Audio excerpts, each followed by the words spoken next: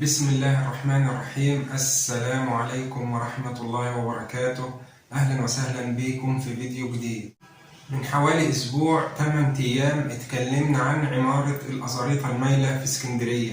هسيب لكم رابط الفيديو هنا أو هنا.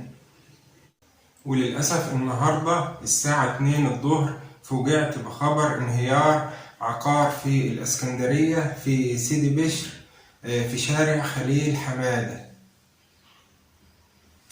العقار مكون من أرضي زائد 13 دور، وأحد الناجين قال إن في دور كمان تم إنشاؤه فوق بدون ترخيص، يعني الدور ال14. طيب إيه اللي حصل؟ اللي حصل إن العقار انشطر رأسيا إلى نصفين. النص الأمامي اللي هو ناحية شارع خليل حمادة انهار تماما، والنص الخلفي لسه متماسك. طيب ايه الملاحظات والتفسيرات؟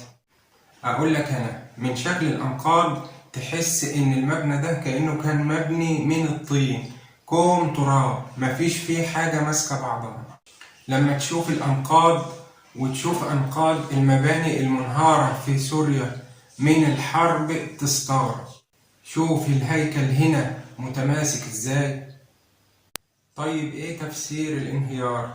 التفسير حاجة من اتنين، ان يكون حصل تعديل في احد الاعمدة في الجزء الامامي المنهار في الدور الارضي او اللي فوقيه، او يكون حصل نحر اسفل الاساسات في الجزء المنهار. لكن ما اعتقدش ان الانهيار نتيجة ان صاحب العقار بنى دور زيادة فوق، حتى لو العقار مبني من السبعينات، لأن بيكون في معاملات أمان في تصميم المباني. طيب نحل المشكلة دي إزاي ونمنع تكرار الكوارث دي؟ أقول لك الحل ينقسم إلى قسمين، قسم خاص بالعقارات القديمة وده يا إما ترميم يا إما إزالة، والقسم الثاني خاص بالعقارات الحديثة وده يكون بمنع البناء العشوائي وفرض الإشراف الهندسي على أي عملية بناء لأي عقار.